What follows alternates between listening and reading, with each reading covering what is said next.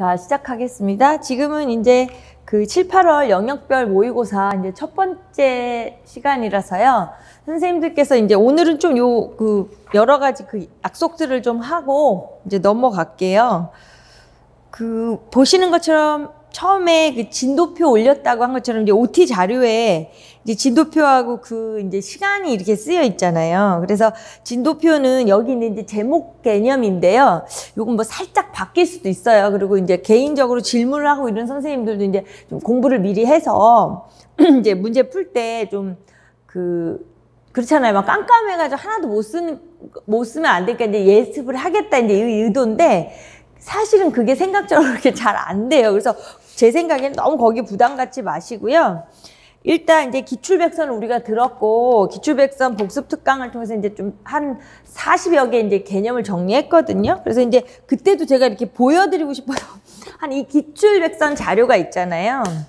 그러니까 제가 이제 이걸 왜 말씀드리냐면, 예습을 이제 여러 경우가 있어요. 좀 이제 저번에 6월 모의고사 본 걸 채점해 보니까 이제 뭐 아직까지 준비가 잘 돼서 이렇게 잘 쓰시는 분이 있는데 전혀 못 쓰신다 이러시면 지금 이 기출백선 이제 한 내용이 있잖아요.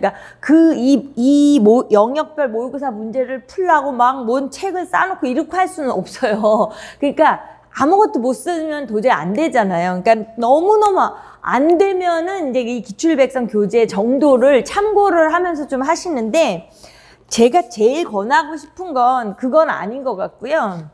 그냥 넘어가세요. 문제만 읽는 것도 되게 큰 도움이 되니까 이제 문제를 읽고요. 답안을 이제 이때는 그래서 7, 8월 영역별 모의고사는 제가 수거하거나 이제 직강을 해도 마찬가지고 첨삭하거나 이러진 않아요. 그게 크게 의미가 없는 거예요. 그리고 선생님들도 부담스러워서 막 그거는 좀 버거워하시고 이제 모고 때는 이제 되게 자세한 첨삭을 해드리는데 자, 하고 싶은 말이 뭐냐면요. 그래서 정 안 되면 그 기출백선 우리가 이제 제본을 해서 책을 만드시라 그랬잖아요.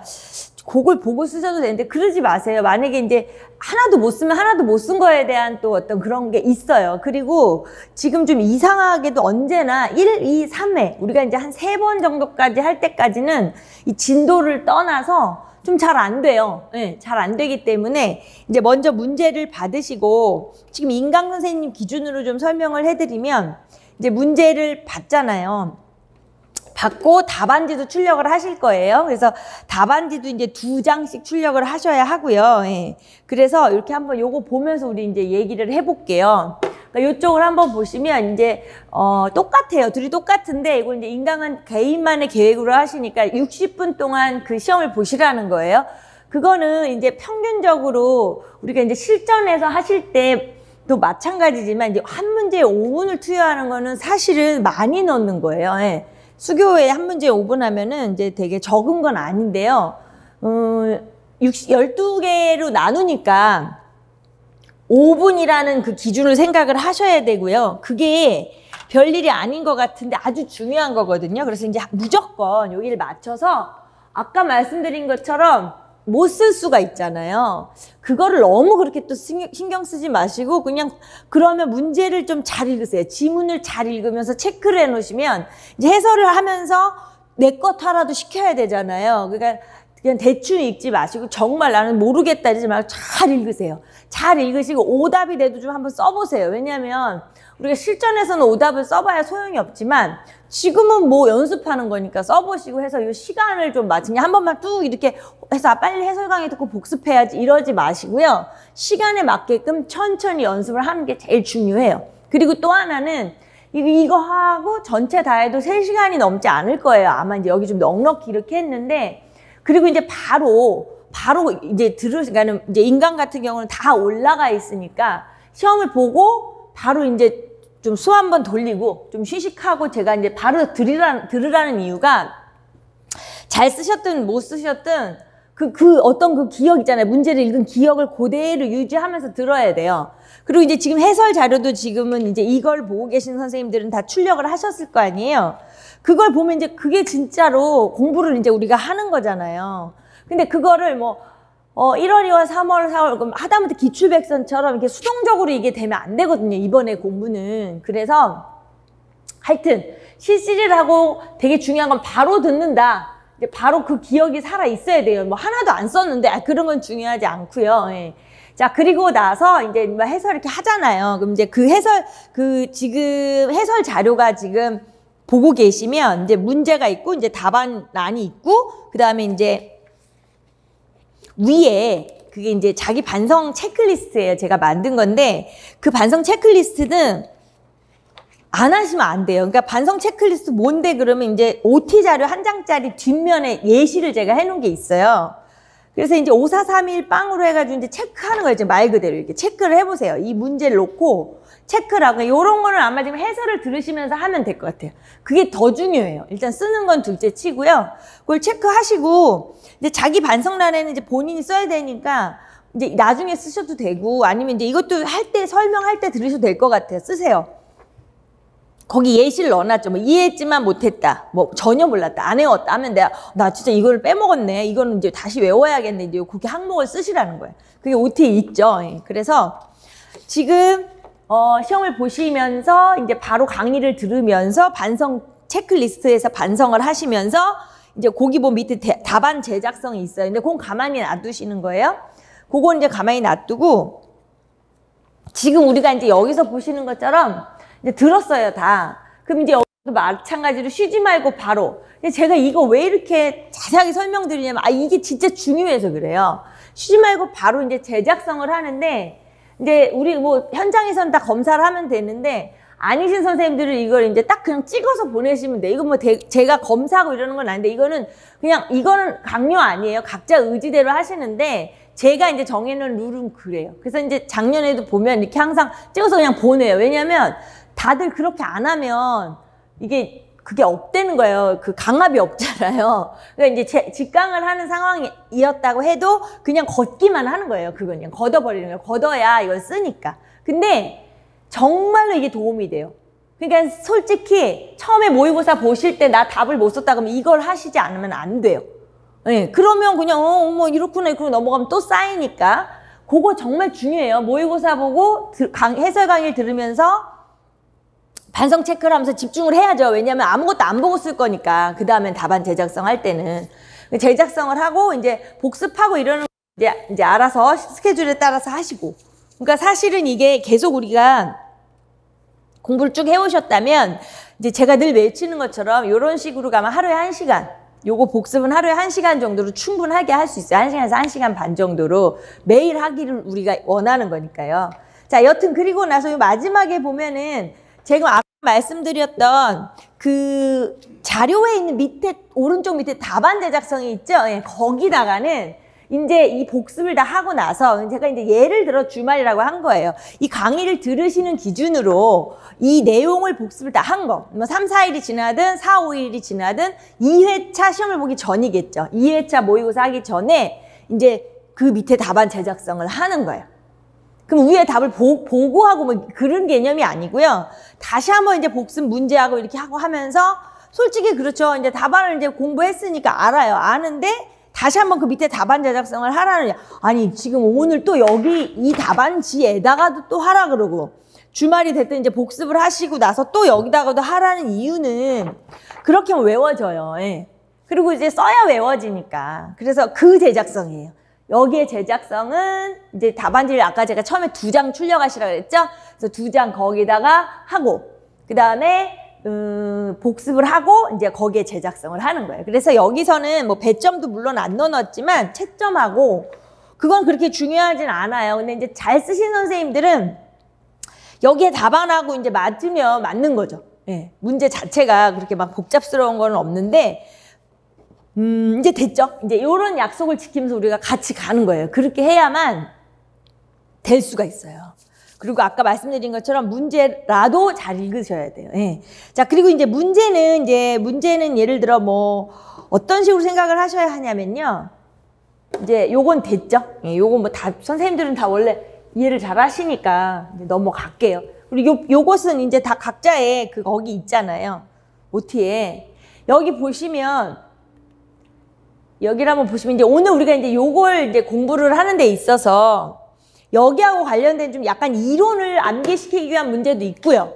뭐 전반적으로는 이제 기출되는 우리 현재의 트렌드에 맞춰서 문제를 만든 거지만 이제 그런 거예요. 쓰는 연습을 시킬 수 있는 것도 있고 이론 연습을 시키려고 하는 것도 있고 이거는 좀 너무나 좀 그렇기는 하지만 뭐 확률적으로 떨어져도 연습시키려고 하고 뭐 그런 것들이 있어요. 그래서 자, 이 교육과정은 항상 낑겨 있잖아요.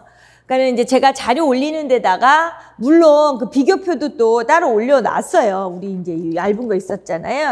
근데 이제 아까 말씀드린 것처럼 여기에 이제 그 기출백성 교재 안에 앞에다가 교육과정 그 별책까지도 다 넣어드린 거잖아요. 그러니까 이게 진짜 완전 그 정말 좋은 거예요. 이 앞에 교육과정부터 해서 이게 다 있거든요. 그러니까 이거 하나면 계속 된다는 얘기가 제가 자꾸 그 말씀을 드리는 이유예요. 예. 그래서 맨날 이렇게 보여주니까 뭐 파는 사람 같고 이상한데 자, 아무튼 각자 자기 교재 그렇게 하시라는 얘기잖아요. 그래서 요건 언제나 뗄 수 없고요.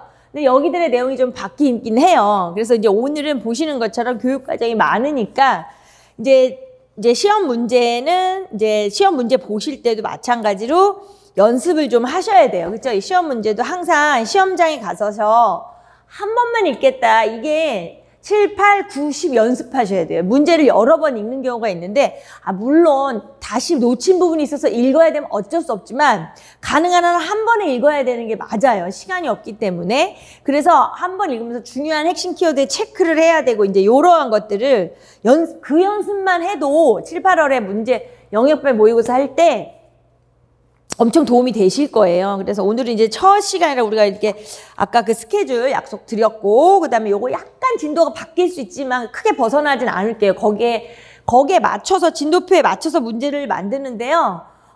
상황에 맞춰서 이 문제를 더 거기하고 연계성이 있어서 이 문제를 더 해야 돼라고 할 때 내가 추가할 수는 있는데 그것도 뭐 관계는 없어요. 굳이. 예. 어차피 우리가 전 영역을 다 해야 되는 거니까. 자, 그래서 이제 그렇게 문제 자체도 한 번만 문제 쓸 게 없으면 나는 60분 동안에 문제라도 좀 잘 읽어보겠다 이 생각을 하시고요. 자, 그럼 이제 첫 페이지 자료 해설 자료의 첫 페이지를 한번 보세요. 여기서 보시면서 조금 전에 제가 말씀드린 것처럼 여기에 문제가 아까 우리가 12문제를 볼 거잖아요. 근데 첫 번째 이제 이 문제 보면 이제 위에 제가 항상 제목을 해놓잖아요. 1호 개정의 학습 부당 경감이에요. 예, 그쵸? 자, 일단 그 자체로도 너무 중요하고, 요 지문을 아까 읽었다는 게 이렇게 중요한 거예요. 그러니까 이게 혹여 인강으로 하시다가 나는 그냥 하나도 못 풀어. 나 어차피 시험 안 보고 그냥 강의를 먼저 들을 거야 하는 일은 절대로 하지 마세요. 그러니까 그러면 안 들으셔야 돼요. 그럼 시간 낭비, 낭비예요. 절대 그러지 마시고요. 지금 여기서 이제 지문 많이 분석 안 하고 문제로 넘어가 버리기 때문에 60분 동안 미리 혼자 문제만 본 것도 형광펜으로 색칠하고 빨간펜으로 색칠하면서 문제를 보셨다면 너무너무 큰 도움이 되는 거니까 절대로 아까 제가 말씀드렸던 그 스케줄대로 안 하시거나 마이웨이를 하시면 저는 그냥 안 해야 된다고 생각해요. 이제 진짜 하지 마세요. 그러면 자, 그래서 이렇게 봤을 때 여전히 우리가 얘기를 하는 거지만 지금은 교육과정이잖아요. 그럼 이제 그 제목은 거기 있죠. 근데 이제 제가 그냥 요 제목 한번 써볼게요. 자, 이 자체를 보면서 우리가 이게 지금 교육과정 안에서 이제 이야기를 하는 건데 교사들의 이제 그 말을 빌어서 이제 제가 문제를 그냥 양식으로 만든 거고 김교사에서 이제 기억에 들어갈 것이잖아요.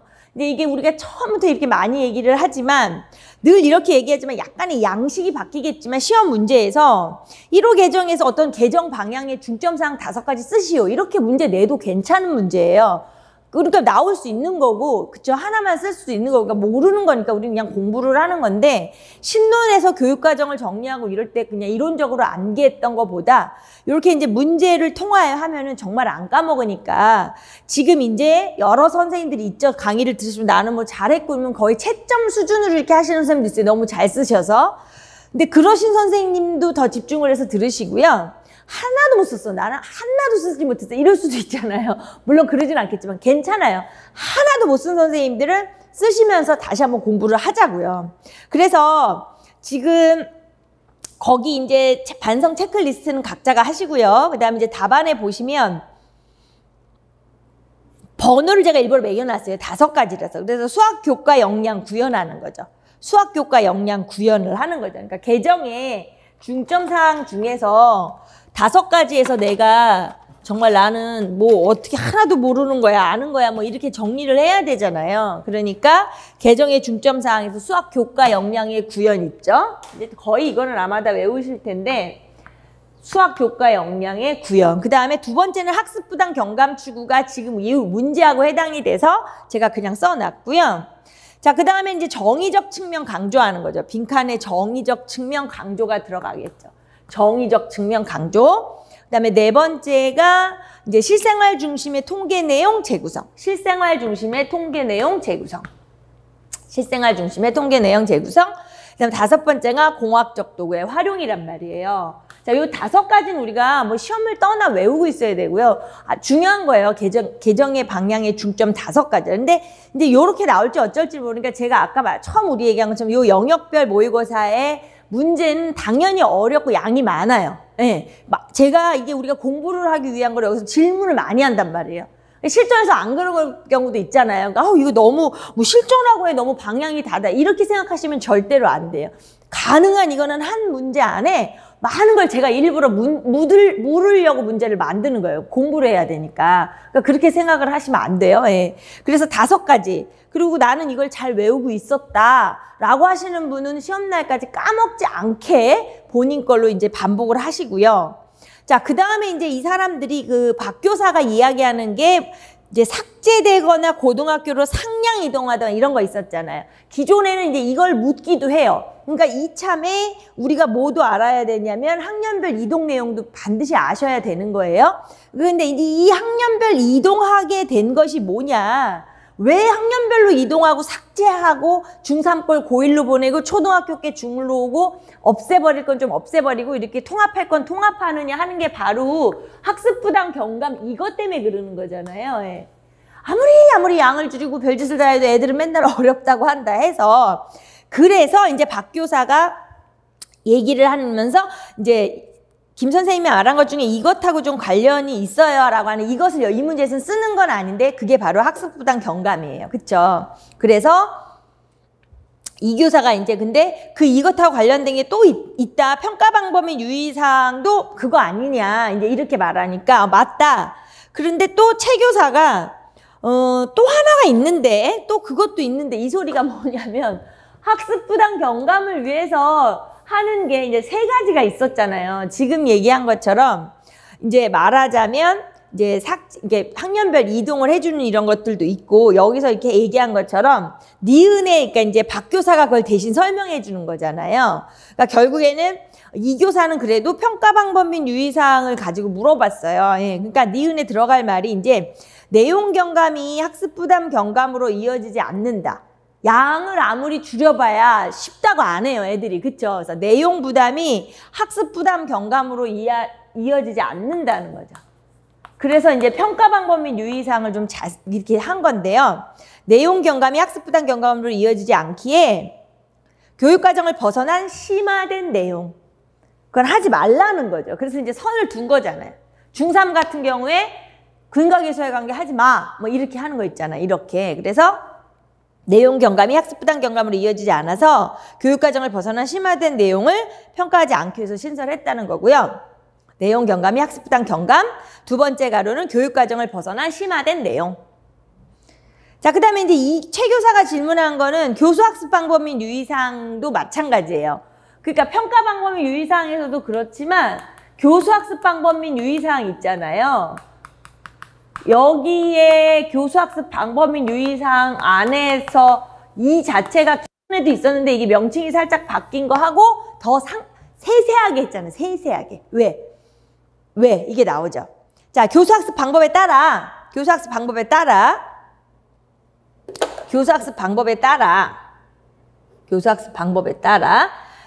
체감 난이도가 달라질 수 있다는 거예요. 체감 난이도. 빈칸의 체감 난이도. 그렇죠. 교사들에 따라 이제 좀 다르잖아요. 이제 그 가르치는 스타일에 따라. 그러니까 이제 어느 선까지는 이제 일반적으로 보편적인 얘기를 해주는 거죠. 체감 난이도가 달라질 수 있기 때문에 교수학습 방법의 유의사항을 이전 교육과정보다 상세하게 진술하라는 거죠. 상세하게. 디테일하게. 상세하게 진술해라. 이거예요. 자, 여기 문제에서의 핵심은 교육과정에서 그 5가지 하고요. 그 다음에 이제 학습부당 경감을 위한 증거물. 제가 맨날 얘기하는 것처럼 그 증거물이 뭐냐. 이제 학년별 이동을 한 증거물도 있고, 그쵸? 예. 그 다음에 유의사항 안에서도 상세하게 지수라고 평가도 너 이렇게 넘어가지 마. 선을 넘지 마. 뭐 이렇게 하는 거. 이렇게 돼요. 그리고 나서 제가 복습을 하실 것도 뒤에다 마련을 해놨어요. 자, 이게 바로 복습 자료예요. 그래서 이제 몇 가지는 빈칸도 뚫어놨지만 사실은 그냥 우선 그 박스 자체로 복습. 그러니까 지금 이렇게 앞쪽에 이론들이 많이 정리가 되었던, 많이 정리가 안 되었던 지금의 이제 우리가 남은, 지금은 그 기준으로 말씀을 드리는 거예요. 그 시험을 기준으로. 11월을 기준으로 말씀을 드릴 때 요 시기에는 요렇게 정리해서 요 공부를 그냥 하는 거예요. 지금 뭐 다른 걸 하고 이런 게 아니기 때문에. 자, 그래서 그 밑에다 이제 제가 해놨죠.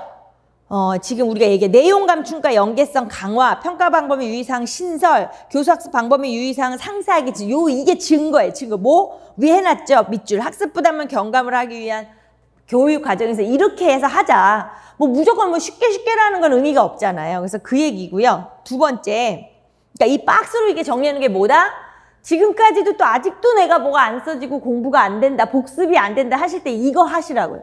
그래서 뒷자료에 뒷장에 있는 건, 문제 뒷장에 있는 건 복습 자료예요. 예. 자, 학습 부당 경감을 실현하기 위한 평가에 대한 이 앞에 한 얘기예요. 이걸 이제 서술을 해야 되는 상황이면 연습하시라고 쓴 거라 똑같이 써 놓으세요. 학습 부당을 가중시키는 요인은 내용 자체에도 있지만, 그쵸, 어려운 내용 자체도 있지만 사실은 평가 문항을 통한 난이도 상승. 시험 문제 어렵게 내면 그렇잖아요. 학교 선생님들이 대부분의 어떤 그런 거의 협박은 아니지만 우리도 학교 다닐 때 그러잖아. 너 문제 어렵게 낸다. 막 그러면 애들이 열심히 공부하고 이랬던 그렇죠. 난이도의 상승에서 기인하는 면도 있기 때문에 내용 경감이 학습 부당 경감으로 이어지지 않으러 교육과정의 학년별, 영역별 교육과정을 벗어난 심화된 내용. 앞에서 했던 거하고 겹치는데요. 뒤에는 그럼 뭘 해놓은 거냐면 조금 더 면밀하게 자세하게 써놓은 거예요. 이론적인 것. 앞에는 이제 우리가 답안을 작성해야 되니까. 그리고 이제 갑자기 생각이 나서 이따 얘기하면 제가 헷갈릴까 봐 일단 2번에 다시 한 번만 말하고요. 내용, 평가 문항, 난이도 상승, 벗어난 심화된. 그리고 까먹을까 봐 말씀드리는데요. 이 답안지에다가 연습하시는 거 지금 글씨가 조금 너무 미우면 안 돼요. 진짜 막 쓰시면 절대로 그거 만약에 그렇게 했는데 답을 다 하셨는데도 감점 요인이 되니까 지금 충분하죠. 채점자가 알아볼 수 있는 글씨 쓰는 연습하시고 칸을 좀 맞게 쓰는 연습, 칸을 삐껴나가지 않는 연습 이렇게 연습하세요. 예. 자, 그 다음에 세 번째가 이제 앞에서 반복은 되지만 동일한 내용이라도 교수학습 방법에 따라 체감 난이도가 달라질 수 있기 때문에 그쵸? 그러니까 교수 뭐 김 선생은 이렇게 박 선생은 이렇게 하잖아요. 그래서 조작, 체험, 탐구 활동 조작, 체험, 탐구 활동을 중심으로 그러니까 이런 걸 좀 다 같이 하라는 거죠. 쉽게 말하면 중학교 1학년이에요. 그러면 좀 모두 다 같이 조작, 체험, 탐구활동 이런 걸 좀 기본으로 하자는 거예요. 예전엔 좀 그걸 덜 강조했는데 그런 게 있잖아요. 김 선생님은 뭐 경력이 막 20년 넘은 좀 연세가 있은 선생님은 좀 그런 식으로 안 할 수도 있고 막 신입 선생님들은 막 조작활동 많이 할 수도 있고 막 이렇잖아요. 그럼 서로 이제 교수학습 방법에 따라 체감 난이도가 달라지니까 조작, 체험, 탐구활동을 중심으로 교실 수업의 변화 이제 변화가 되는데 1반만 그러면 안 된다는 거죠. 2반도, 3반도, 4반도 다 같이 그래야 되니까 교실 수업의 변화를 도모할 수 있는 방향으로 교육과정의 학년별, 영역별 교수학습 방법 및 유의사항을 이전 교육과정보다 아까도 얘기했죠. 상세하게 진술했다. 이 얘기예요. 자, 이게 이제 처음이라 조금 얘기를 많이 한 거고요. 지금 이제 문제를 먼저 푸신 다음에 이제 문제 지문에 대해서는 중요한 것만 볼 거니까 문제 푸실 때 지문 분석은 잘 하셔야 되고요. 그 다음에 반성이 이제 지금 하기가 조금 벅차면 반성은 좀 이제 혼자 할 때 하셔도 돼요. 그쵸? 혼자 있다가 복습하실 때. 자, 2번 넘어가서. 자, 2번에서 이제 말하고 싶은 교육 과정하고도 연결이 되고요. 이 발문이라는 녀석은 뭐든지 그렇죠. 뭐 누구하고 연결 안 될 거는 없죠. 교육 과정하고도 연결되고 여기서 이제 사회적 구성제하고 연결을 좀 시켜놨어요, 제가. 자, 그래서 발문 강조하는 제목을 다시 한번 보시면서 발문이에요. 발문. 그래서 오늘 예를 들어서 12문제를 하면서 이 안에 있는 내용이 적은 것 같죠? 어마무시해요. 그 내용만 완전히 내 것을 만들어도 달라진단 말이에요. 정말 달라지니까. 자, 1번 위에는 제가 발문을, 우리 교육과정 안에서 발문을 강조하는 항목 있죠. 그거를 이제 넣고, 뭐 작년에도 물론 요번엔 요 교수학습 방법을 쓰는 게 작년은 한 번은 안 나왔는데, 요렇게 주어질 확률도 있고요. 또 재작년 계속 나왔던 것처럼 나올 확률이 더 높아요. 그래서 이건 그냥 알아두셔야 돼요. 이거를 뭐 그냥 고민하지 마세요. 뭐 외울까 말까 이러지 마시고요. 그럼 시험 전날 외워? 이런 건 절대 안 되는 거고요. 계속해서 외워놔야 되는 거니까. 그래서 이제 그걸 해놓은 거예요. 항목을.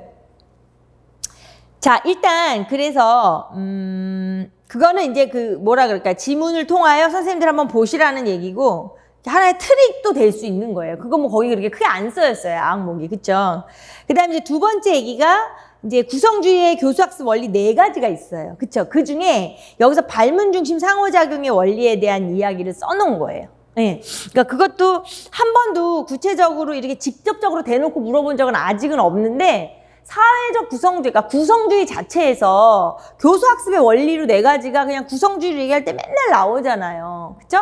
학생 중심 개별화의 원리부터 해서 발문하고 그 다음에 뭐 반영적 수상부터 계속 나오는 거라서 너무 중요한 거긴 한데 아직 등장을 안 했지만, 그리고 문제가 상당히 길고 내용이 많죠. 그래서 제가 말씀드렸잖아요. 이 문제 자체에서도 너무나 제가 하고 이제 공부를 시켜드리고자 하는 걸 문제로 길게 만든 거예요. 그러니까 읽으면서도 공부가 되니까 전혀 모의고사에 푸시면서 답안 못 쓴 거에 속상해하지 마시고, 자, 그래서 이 지문은 항목하고 발문 중심 상호작용의 원리가 있어요. 그리고 이제 1번의 문제 질문은 이제 교사가 생각할 필요를 못 느끼고 회상만 하고 기억만 하고 정보 확인만 하고 이런 질문은 하면 안 돼요. 그쵸? 그걸 우리가 이제 안 되는 질문으로도 기억을 하시라는 거예요. 교사가 하면 안 되는 발문. 그럼 뭘 어떻게 할 거냐? 자, 그래서 이제 제대로 되는 발문에 대한 걸 정리하는데, 폴리아의 문제 해결 단계로 봤을 때 계획 단계에서는 보통 주어진 것하고 구하는 것 사이의 관계를 하면서 이제 내가 이거 이렇게 해서 문제를 이렇게 풀어야겠구나 하는 어떤 계획을 세워야 되는 거잖아요. 그런데 그런 관련성을 즉각적으로 발견할 수 없을 때 이것을 고려하는 게 바로 보조 문제죠. 그래서 이것은 보조 문제예요. 그래서 빈칸의 보조 문제고요. 그러니까 실제 답안지에다는 이것 안 쓰셔도 돼요. 그냥 보조 문제 써놓으시면 되는데, 실전에서도 저는 이제 우리가 이걸 구별하려고 이것 이렇게 해놓은 거니까 보조 문제 쓰시고, 자, 그 다음에 그러한 보조 문제를 고려해야만 하는데, 그 보조 문제에 대한 발문, 그러니까 보조 문제를 이제 어떤 이끌어내는 구체적 발문, 그걸 하라는 거예요. 그래서 전에 이와 유사한 문제 본 적 있니? 비슷한 문제 본 적 있니? 뭐 이런 것만, 그러니까 그런 것만 기억하면 돼요. 비슷한 거 아니? 뭐 이렇게. 유사한, 비슷한. 또 하나는 이제 너무나 또 이제 학생이 너무나 성취도가 떨어져요. 그러면 이제 그거 유사하기보다도 보다 쉬운 문제를 생각해낼 수 있니? 보다 쉬운 관련된 문제, 이럴까요? 보다 쉬운 관련된 문제 생각해낼 수 있어, 이게. 그냥 또 관련된이라는 말을 빼면 또 완전 딴 문제, 그냥 쉬운 문제 생각하면 안 되니까 보다 쉬운 관련된 문제 생각할 수 있어? 이러는 거죠. 자, 그 다음에 이번에 발문 중심 상호작용의 원리 말하는 거고요. 자, 그 다음에 제가 우리가 이제 이거 사회적 구성주의 할 때 많이 얘기를 했었지만, 사회적 구성주의에서의 핵심은 이제 교사가 이제 적당한 발문을 하고, 그러니까 학생들 가이드 하면서 프로이덴탈로 말하면 안내된 재발명을 하면서 학생들을 끌어가는데, 결국은 밑줄 친 것처럼 지식이 합의된 객관적 지식으로 변해가도록 안내하는 교사의 발문이 필요한 거잖아요. 그래서 항상 그렇다 그랬어요. 옳고 그른지 판단하는 발문, 그 다음에 결국 이제 마무리 지어야 하잖아요. 합의해야. 이제 우리 합의해야 되죠. 이걸 객관적 지식으로 합의해야 하는 발문. 그래서 발문이 2단계로 그러니까 교사의 발문에 중간중간에 여러 가지 가이드하는 발문도 있지만, 핵심적인 거, 사회적 구성주의에서 핵심적인 그 2가지는 기억하셔야 된다 그랬어요. 그래서 여기서는 사실은 이제 일반적으로 발문을 하는 데 있어서 발문을 이제 좋은 발문? 네. 좋은 발문은 어떤 발문이냐? 그죠? 그 다음에 이제 나쁜 발문? 예, 나쁜 발문은 어떤 발문이냐? 뭐 이렇게 말하니까 좀 그렇죠. 좋은 것, 나쁜 것. 네. 이렇게 쓰고요. 이제 발문 이거고, 그 다음에 조금 전에 얘기한 것처럼 어떤 결과적으로는 폴리아의 4단계가 맞기는 맞아요. 예, 근데 이제 거기에 맞춰서 정리를 해야 되는 게 맞고요. 여기서는 이제 보조 문제만 물어봤고요. 그 다음에 이제 사회적 구성주의하고 관련된 2가지 단계의 발문. 무슨 발문?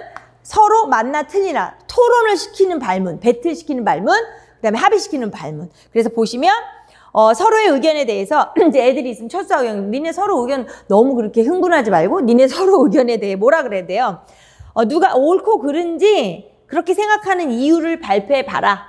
그러니까 빈칸에 뭐 옳고 그른 무엇이 옳고 그른지 생각하는 이유를 발표해 볼까요? 이렇게. 그 다음에 그러니까 뭐 그런 형태로 쓰시면 된 거예요. 똑같이 아니어도 상관없고요. 그 다음에 2번째 객관적 지식으로의 합의를 이끄는 질문도 마찬가지예요. 그것도 마찬가지로 이제 여러 개 제가 한 3개 써놓은 거예요. 그게 거기서 이제 A의 의견이 타당하다고 생각하니 뭐 A의 의견이 동의하니 그렇게 할 수 있고 아니면 아예 그냥 다른 의견 없니? 이제 그럼 애들이 다른 거 없는데요, 선생님. 아, 그래. 그럼 오늘 우리 이걸로 마무리하자. 이럴 수 있잖아요. 그래서 뭐 타당하다고 생각하냐, 동의하냐, 다른 의견 없냐 이런 얘기를 하는 거예요.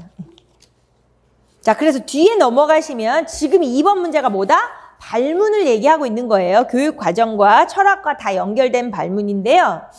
지금 제가 아까 말한 것처럼 이제 어떤 발문의 장점이라든가 피해야 하는 거라든가 이제 그 영역이에요. 1번에 지금 4페이지에. 그래서 결국에는 이제 교사가 어떤 발문을 할 때 학생이 그걸 들으면서 자신의 생각을 정리할 기회를 갖죠.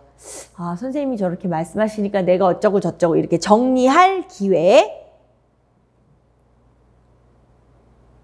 그러면서 이제 내 거하고 다른 애 거하고 비교해 보면서 차이점을 파악하는 거야. 아, 쟤는 이랬고 나는 이랬구나는 차이점. 빈칸의 차이점. 그리고 수정. 자기 생각을 수정하는 거죠. 그리고 이제 어떤 반성을 할 수 있는 게 발문이 중요한 역할이에요. 그래서 뭐 관계력, 내가 저번에 배웠던 거 오늘 배운 거, 아, 이게 이런 차이가 있고 어쩌고 저쩌고 하면서 관계를 구성해 나갈 수 있는 거죠.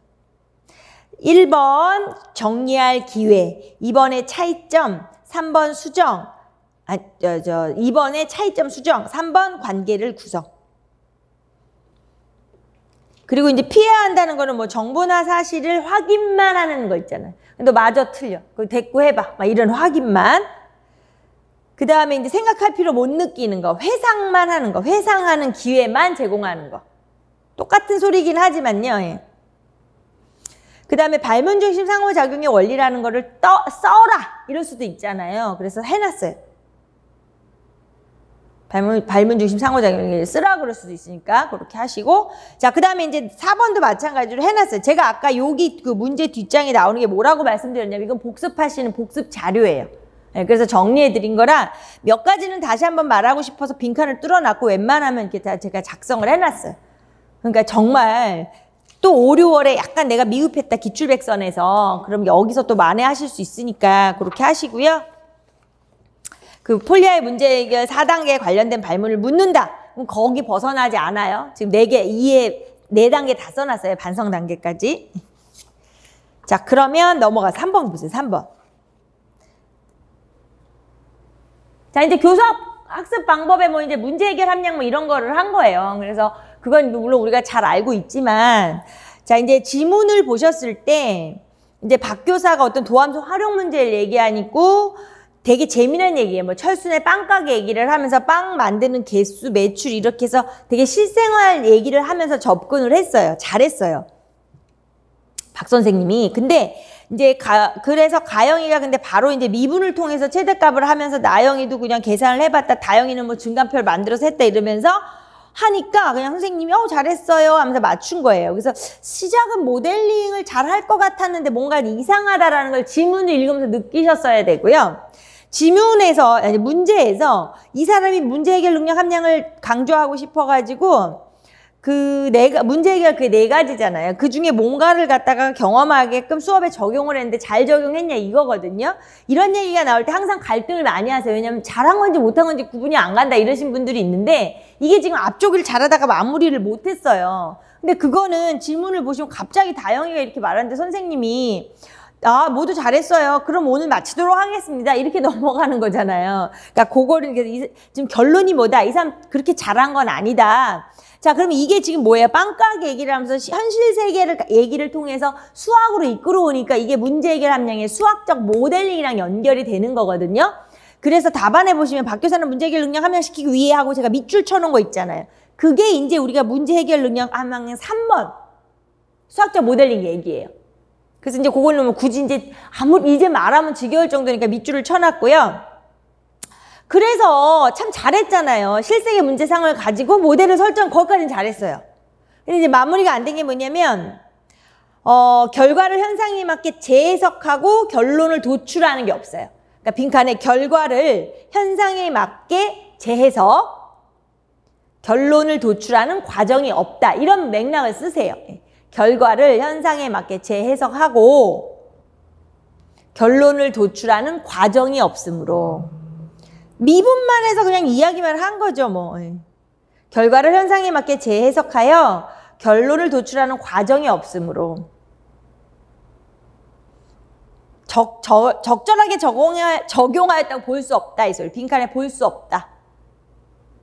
제일 중요한 걸 안 했어요. 그쵸? 자, 그래서 뭔가를 적용하고 안 한다 이런 게 나올 때 잘 보셔야 돼요. 그거를 너무 이 지문에 나온 교사들의 수업이 다 완벽하다고 생각하시면 절대 안 되시고요. 자, 그 다음에 이제 수학적 모델링의 전체에 대해서 이론적으로 설명하라고 나올 수도 있고, 그다음에 우리가 지금처럼 이제 상황을 써야 하는 거기 때문에 아주 중요한 거예요. 지금 6페이지에 실생활 문제를 수학적 모델로 바꾸어 해결하는 문제 해결 전 과정으로 수학적 모델로, 아까 빵가게 이야기를 이제 바꾼 거잖아요. 문제 해결의 특징을 지니지만 비수학적 문제 상황에서 출발한다는 점에서 문제 해결과 차별화되고 비수학적 문제 상황 차별화. 수학적 모델, 비수학적 차별화. 실세계의 여러 현상을 수학적인 수단에 정리하고 조직하는 활동으로 문제를 해결하기 위해 여러 가지 수학적 표현으로 변환하는, 지금 빨리빨리 읽었지만 이게 뭐죠? 수학화. 그 안에서 수평적 수학화, 수직적 수학화가 일어나는 거잖아요. 수학화를 중시하며 현상에 내재된 수학적 개념을 파악하고 문제를 해결하면 실세계의 문제 상황에 적용, 연결하는 활동 과정이에요. 수학적 모델링은 전체적인 과정이에요. 딱 끊어지는 게 아니라 문제 해결의 전체적인 과정을 말하는 거고요. 그 다음에 밑에 제가 또 써놨어요. 그러니까 이참에 내가 그걸 다 아리까리 한다 하시면 다시 복습하시고, 잘 아신다 하시면 이 문제 해결 능력 함량 항목을 다시 한번 보시고 이러면 돼요. 그 다음에 4번 마찬가지로 똑같은 얘기인데 제가 지금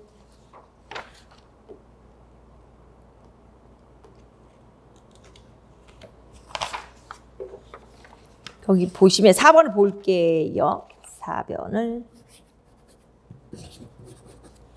약간 오타가 있어서, 근데 자료 올라가시는 거는 오타 수정해서 올라가니까 제가 괜히 말하면 헷갈리실까봐. 예. 자, 일단 4번을 볼게요. 교수학습 방법의 유의사항 얘기를 하는데요. 1번하고 2번이 교수학습 방법의 유의사항을 지금 준 거예요. 그쵸? 확률과 통계 영역에서. 그래서 기존에 지금 이제 이런 것들이 주어진 적도 있고요. 안 주어진 적이 물론 더 많아요. 근데 주어진 적도 그냥 얼추 비슷해요. 뭐 6대 4나 뭐 이렇게 얼추 비슷한데, 지금 이런 걸 주면서 문제가요. 아까 우리가 요 5개 중에서도 실생활 중심의 통계 내용 재구성이라는 게 개정의 중점 방향에서도 강조하는 거예요, 지금. 근데 문제가 그 1번을 보면은 기존의 확률 통계 교육은 이제 주어진 자료에 수동적인 처리에 머무는 경향이 있어 비판을 수용을 해갖고 실생활 맥락의 통계 교육으로 전환시키고자 통계 자료가 주어진 상태에서 수동적으로 값을 구하는 것을 넘어서 과정을 강조하는 것을 1호 개정 수학과 교육과 중 확률과 통계의 큰 방향이기도 한, 이것은 무엇이냐 이건데, 지금 1번이 다양한 상황에서 자료를 수집하고 수집한 자료를 적절한지 판단하면서 판단을 설명해보고 하는 이 자체가 탐색적 자료 분석 방법을 이제 교육과정에 좀 더 적극적으로 하겠다 이런 뜻이거든요. 그러니까 이제 이것은 탐색적 자료 분석 관점이에요. 탐색적 자료 분석 관점 또는 탐색적 자료 분석 이렇게 쓰셔도 돼요. 탐색적 자료 분석. 예. 그 얘기를 하면서 밑에 이제 두 번째 유의사항을 보면 자료의 특성에 따라 적절한 대표값을 선택해서 구해보고. 그러니까 우리가 이제 중학교 3학년 때 하는 대표값이 평균, 뭐 중앙값, 최빈값 요 정도를 배우잖아요. 그러니까 그것에 대하여 이제 그 대표값을 선택해서 구해보고 각 대표값이 어떤 상황에 유용하게 사용될 수 있는지 토론해보자 이거거든요. 자, 이런 것들은 많이 출제가 됐었어요. 형태들이 좀 바뀌었어서 그렇지. 하다못해 우리 작년에는 바로 최빈값도 나왔던 거잖아요. 뭔가 이제 질문이 달라지는 거지. 그래서 대표값에 대해서 이제 각자 어떤 것이 좀 적절하냐 이렇게 짝을 져야 하는 거는 선택해야 하는 건 되게 중요한 문제예요. 그리고 여기서 저는 이제 대표값의 뜻을 써라 그러고 제가 지금 뜻을 써놨잖아요. 예. 그러니까 이것도 제가 아까 처음 말씀드린 것처럼 한 문제에서 이게 기존 뭐 진짜 출제되는 기출문제보다 문제의 양이 많아요. 더 많이 묻는 거예요. 우리가 연습을 하기 위해서. 그러면서 다시 한번 학습 요소, 용어와 뜻을 정확히 보시라고 대표값은 써놓은 거고요. 자, 그 다음에 이제 이 문제의 본격적인 답은, 자, 이제 결국에는 이제 중앙값을 선택해서 설명하라 그랬잖아요. 그래서 말을 보세요. 중앙값은 별량을 작은 값부터 크기 순으로 나열하였을 때, 이렇게 나열하였을 때, 한가운데 있는 값으로, 한가운데, 중앙인 거죠? 한가운데 있는 값으로 평균보다 자료 전체의 중심적인 경향을 더 잘 나타낼 수 있다. 자료 전체의 중심적인 경향. 크기순, 한가운데, 자료 전체의 중심적인 경향. 자, 중앙값이 이러이러하다 이 얘기예요. 자료의 값 중에 매우 크거나 작은 값이 극단적인 값이 있는 경우, 그러니까 뭐 극단적인 값이 있는 경우 이렇게만 쓰셔도 돼요. 그러니까 이게 답을 똑같이 쓰려고 하시면 안 되는 거예요. 그래서 재작성하실 땐 자기만의 언어로, 여기서 필요한 것들은 물론 들어가야 되지만 자기만의 언어의 답이 나와야 돼요. 그래서 극단적인 값이 있을 경우에 평균은 특이값의 영향을 많이 받기 때문에 특이값, 대표적인 자료 전체의 대표적인 경향이나 특징을 잘 나타내지 못할 수 있으므로 이런 경우에는 평균 위에 다른 대표값으로 중앙값이 유용하게 사용될 수 있다. 이 소리죠. 빈칸의 크기 순, 한가운데, 자료 전체의 중심적인 경향, 특이값 여기까지 됐죠. 중앙값으로 표현하라 이거죠. 그러면 이제 뭐 최빈값으로 하라는 경우도 있을 수는 있어요. 근데 이제 그거는 이제 최빈값보다는 사실은 우리가 어떤 전체적으로 평균하고 둘이 비교할 땐 사실은 중앙값이 좋긴 좋죠. 예. 그러니까 중앙값 나오기가 좀 좋긴 하죠. 예. 최빈값이 우리가 시험에 나왔던 건 또 예전에 아주 예전에 나왔던 거는 또 학생들이 그 최빈값을 이해를 못하는 이런 게 나오고 기출백선에서도 그거 했었고 그랬었어요. 예. 자, 그래서 뒤에 한번 보시면 대표값에 대한 정의를 해놨어요. 그것도 공부하시고요. 대표값 정의해 놓은 거. 그 다음에 이제 탐색적 자료 분석 관점에 따른 통계 교육을 할 때 두 가지 현실성, 그래프 현실성 좋았어요. 이거는 이제 너무 많이 했으니까 진짜 이제 듣기만 해도 다 반복이 되실 거예요. 예. 그러니까 현실성, 그래프가 현실성이라는 건 그래프를 해석해서 다양하게 해석하자 이거예요. 그래프를 그려서 다양하게 해석하자는 거잖아요. 다양한 해석이 중요한 말이에요. 다양한 해석, 빈칸에 다양한 해석을 하자. 그 다음에 이제 저항성 자체는 자료가 좀 조금 어떻게 좀 파손이 돼도 비교적 합리적 해석을 내린다는 거죠. 합리적 해석. 특히 아까도 이야기했지만 이제 중앙값 같은 경우가 뭐가 좀 파손이 돼도 그렇죠. 왜냐하면 평균은 뭐가 하나 파손이 되면 이제 그게 너무 영향을 주니까 합리적인 해석을 못 내릴 수 있다는 거죠. 약간 이제 오차가 많이 생기는데 중앙값은 합리적인 해석을 내린다는 거죠. 그래서 요거 용어 이런 거 알아두시고 탐색적 자료 분석은 교육 과정 안에서 실생활 중심의 내용으로 통계를 재구성하라는 걸 반영한 내용이기도 하고 증거물도 많고 이래요.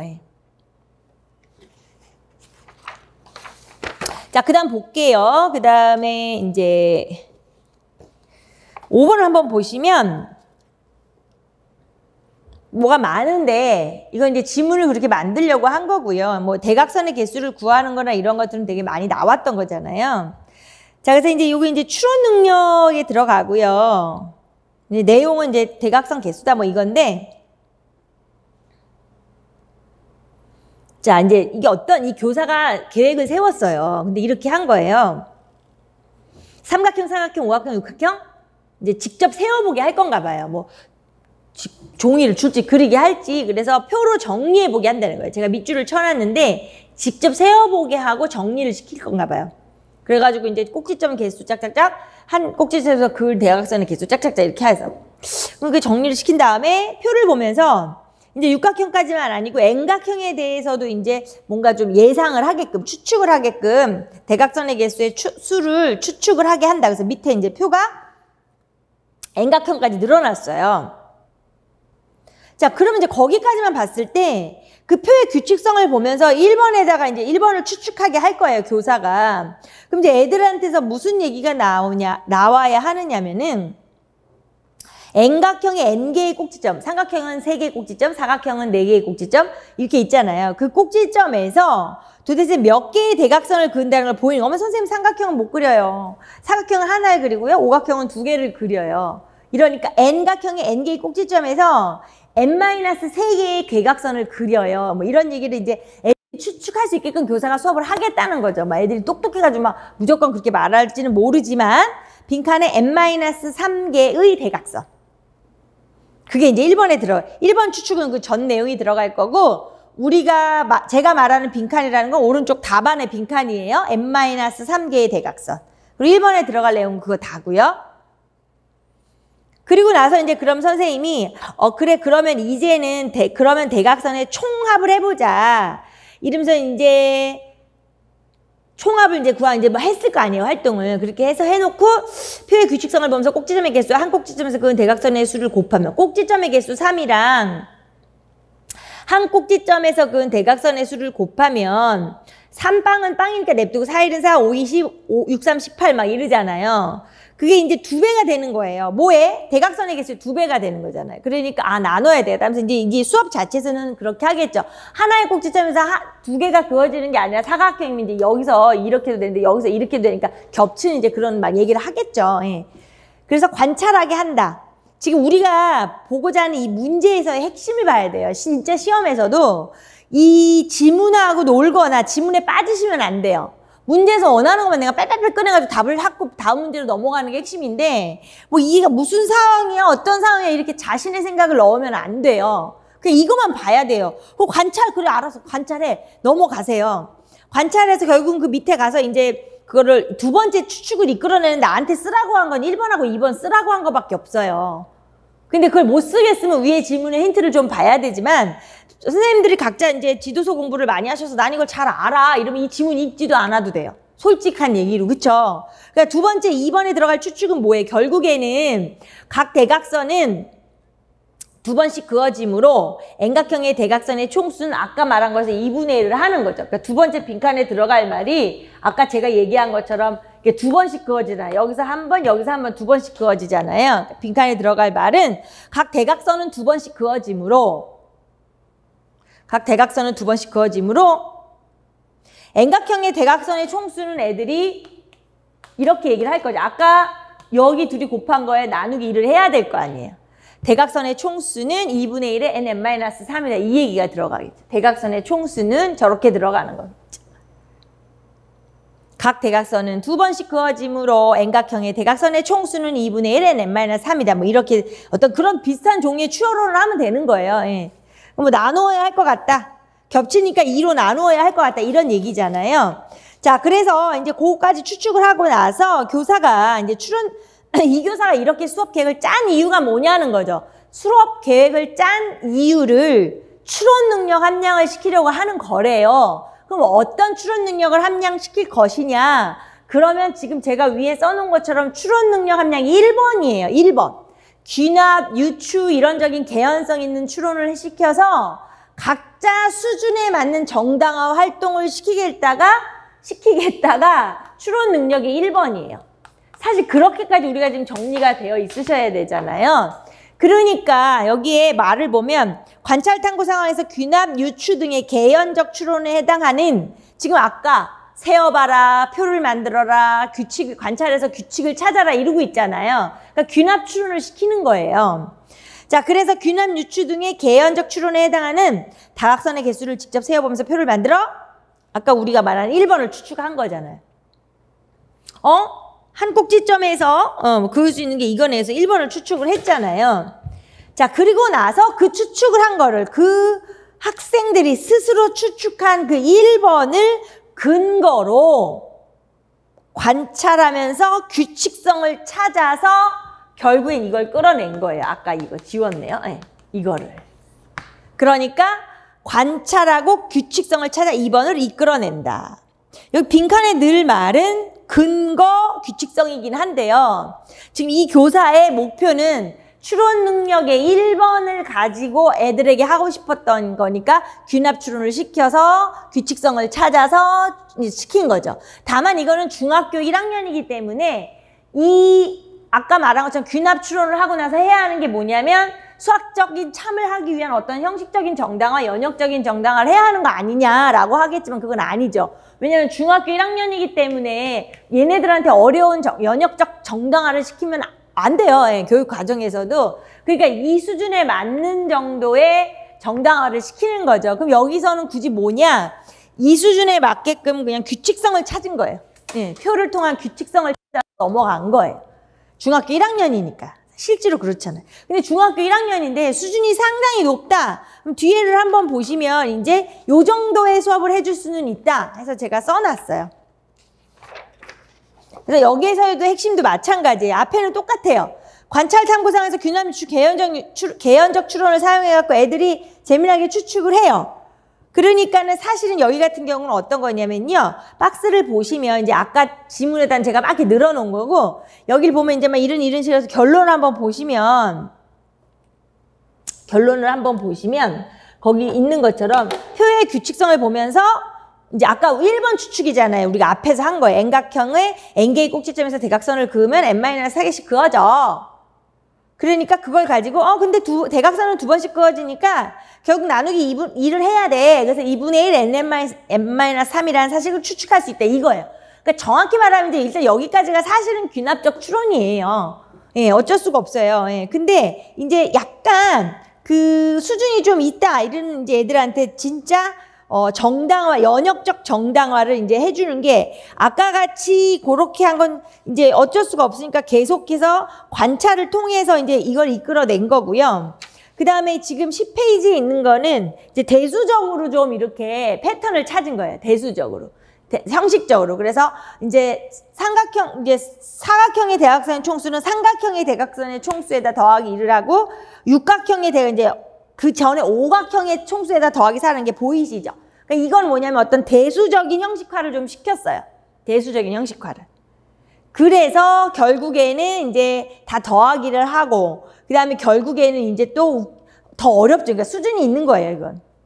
수열의 합을 그러니까 요거를 이제 중학교 1학년에게 직접적으로 하긴 좀 그래요. 네, 근데 저는 이제 그 말씀을 드린 거예요. 아까 수업 안에서는 형식적이고 연역적인 정당화가 너무 되어 있지는 않아요. 그래서 제가 그냥 이 교사는 중학교 1학년이기 때문에 답에도 2번을 이끌어내었다. 이렇게 마무리를 한 거예요. 네. 그래서 그런 게 있고요.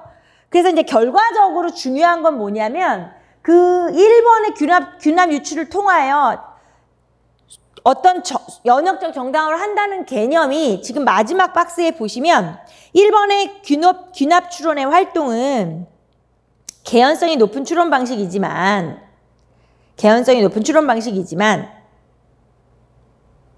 절대적으로 수학적인 참임을 보장하지는 않는 수학적 추측임에 불과하므로 2번의 활동은 1번의 과정에 의한 추측을 정당화하는 즉 2는 1이 수학적으로 참임을 보장해주는 역할을 한다.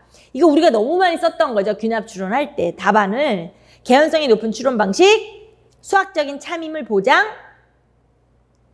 그래서 이거는 또 하나의 박스예요. 그냥 이것도 마찬가지로 틀이에요. 선생님들 외워두시라고.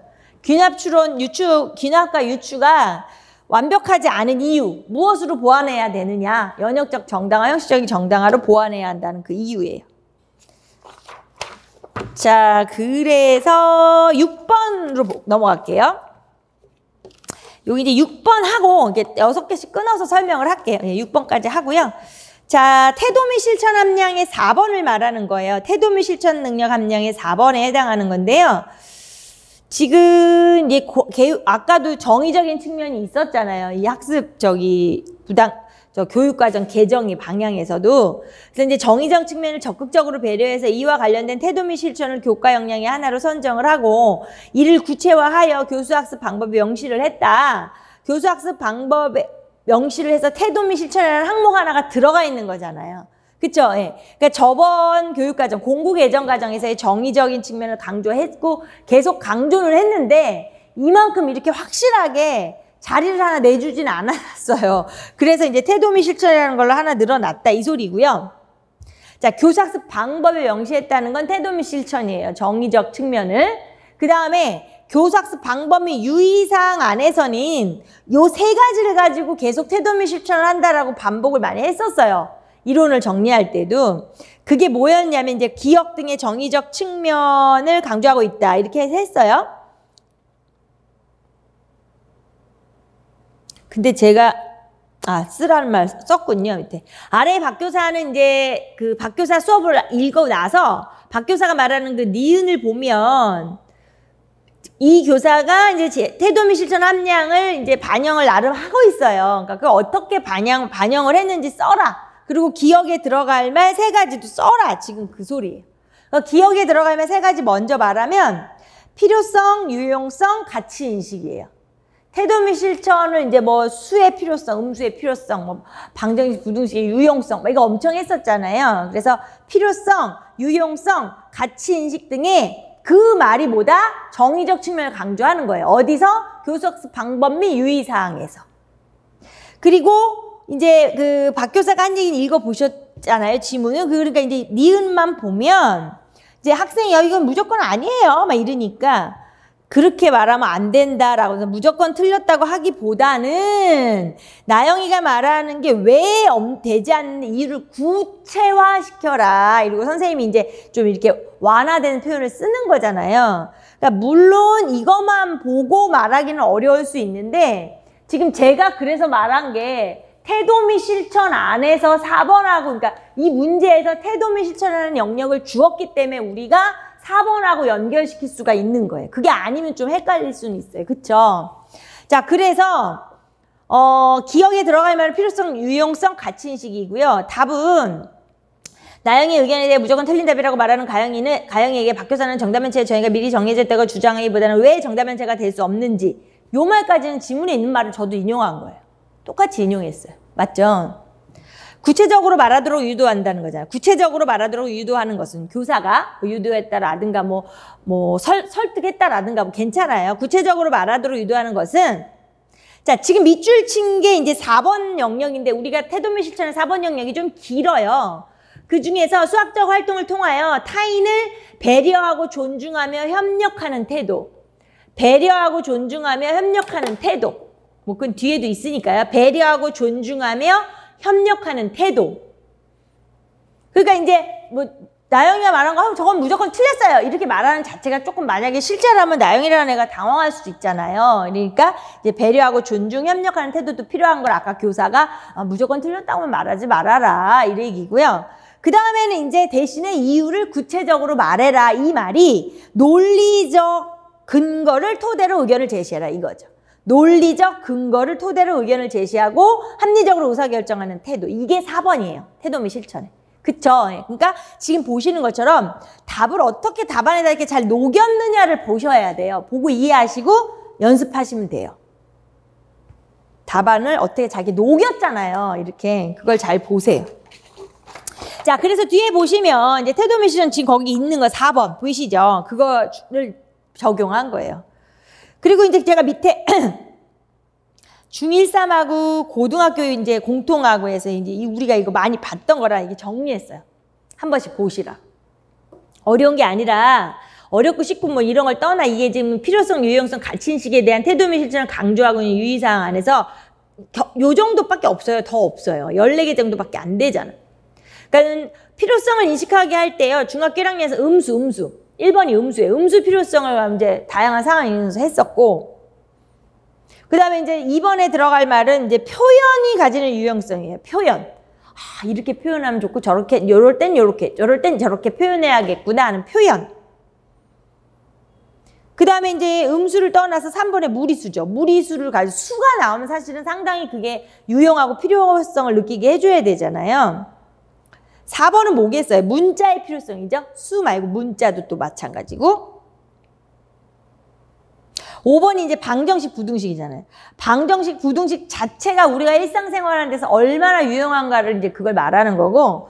근데 6번은 이제 실생활 문제를 해결하는데 방정식, 부등식을 활용한다는 거죠. 그러니까 5번이 방정식, 부등식이고 6번이 방정식, 부등식의 활용이죠.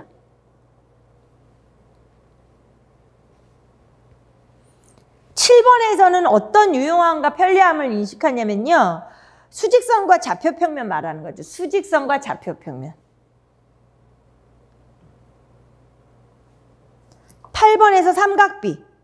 이제 우리가 정말 등 뒤에까지 걸어갈 수도 없고 바다 위를 산속을 뚫고 가서 산의 높이를 잴 수도 없고 이런 그런 것 때문에 이제 삼각비 말하는 거죠. 그거의 유용성.